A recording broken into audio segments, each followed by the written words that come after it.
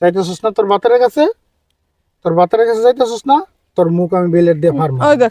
ওই দেখ কি, তুই কোন উড়াই মানুষ? তুই কি ভালো আছস?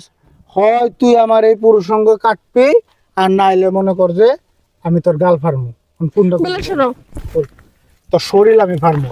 হয় তুই আমার পুরুষ সঙ্গ কাটবি। আরে ভাই কে বেলেট মেলেট নিয়ে কি করতেছেন?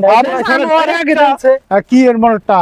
আমি তো কইছি হয় তুই আমার পুরুষ সঙ্গ কাটবি, আর নাইলে আমি তোর বেলেট দিয়ে ফার্ম। হন আরে ভাই বেড দেনছে আগে।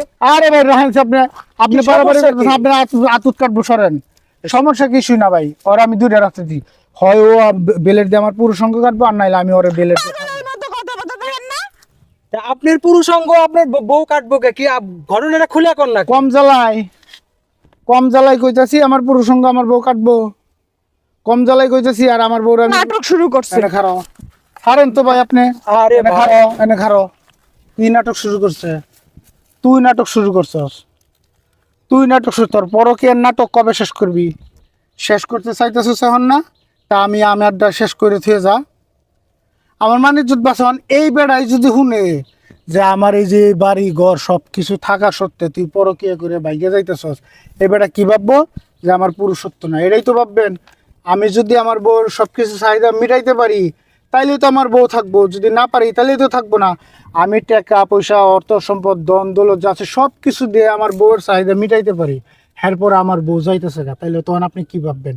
ভাববেন না যে আমার পুরুষত্ব নাই, আমার পুরুষঙ্গ নষ্ট? হ্যাঁ, তাইলে এখন আমার বউ পরকীয়া করে যাইতেছে, আমি তো জানি আমি ঠিক আছি, আমার পুরুষত্ব সবকিছু ঠিক আছে। এখন মানুষের সামনে কেমনি মুখ দেখাম? মানুষ তো আমার মুখের মধ্যে ছাপ দিব। এর লিগে কইছি তুই যাওয়ার আগে আমার পুরুষঙ্গটা কাটতে থয়ে যা। আমি মানুষের তাও কইতার ভাই আমার পুরুষত্ব নাই দিয়ে আমার বউ পরকীয়া করে গেছে, এটা কি আমার অন্যায়? হ্যাঁ, এটা কি আমার অন্যায়? এখন কোনটা করবি ক? নাহলে হয় তোর আমি যে মুখ টুক যা আছে সব সিরিয়া ফাইরে লবণ লাগাই দিব, নাহলে আমার পুরুষঙ্গ কাটবি। ধর কোনটা করবি? ধর ধর বেলের ধর ধর। কি সরাই তুই? ভাই ভাই আমি একটা কথা কই ভাই। কি কথা কইবেন ভাই আপনি? আর কোন এই দেশের মধ্যে বারবার বিভিন্ন জেলায় বিভিন্ন জায়গায় দেখে যে এরকম ঘটনা ঘটে, পুরুষ অঙ্গ বউ কাটে থুই চলে যায় ভাই। আমি তো ভাই নিজে কাটতে কইতাছি ভাই। আপনি কাটতে কইতেছেন ভাই, এটা তো আপনার সৌভাগ্যের কপাল যে আপনারটা কাটে নাই। আমি কাটতে, আমার তো সৌভাগ্যের কপাল দরকার নাই রে ভাই। এই একটা মানুষের মানিজ্জত বড় না কি? ঠিক আছে ভাই, এখন চুপচাপ, এখন যদি আপনার সংসার না করে আপনি তো কিছু করতে পারতেন না, এই জন্য আপনারটা আপনি ঠিক রাখেন। এর লিগেই তো আমার সংসার করতে চাইতেছে না, আমার মানিজ্জতটা বাঁচানোর লিয়া কইছি কাটতে থুয়ে যা। আমি মানুষের তাও কইতে পারবো আমার তো ভাই আর বিয়ে করার শখ নাই, আমার তো আর একটা বেডি ধরার শখ নাই, আমার শখ মিটে গেছে।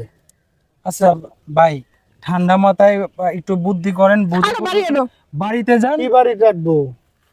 বাড়িতে যাবো, আবার দুদিন পর আবার আডা দিবি। হেই হ্যাঁ, এটা আপনি তাহলে ভাবি একটা কথা কই ভাবি, দেখেন আসলে একটা পুরুষ আমার যদি ভাই কমতি থাকতো, টেহা পয়সা অর্থ সম্পদ বাড়ি গাড়ি কমতি থাকতো, আমি যদি শারীরিক ভাবে দুর্বল থাকতাম, জিগান শারীরিক ভাবে দুর্বল নিয়ে এটা জিগান কোনোভাবে না, তাহলে কেন তুই পরকীয়া এই জঘন্য কাজটার মধ্যে জড়াইলি গিয়া?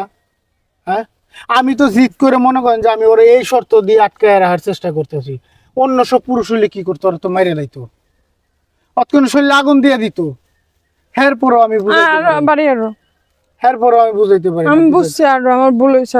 কোন ভাবি জান এইখানে মানুষ কম ভালোবাসলে এরমের শর্ত দেন না। চলো, আমি বুঝতে পারিনি, চলো বাড়ি চলো। জান ভাই ভুল বুঝছে, জান পানি খাইলি, হে পানি গুলা করে খাইলি।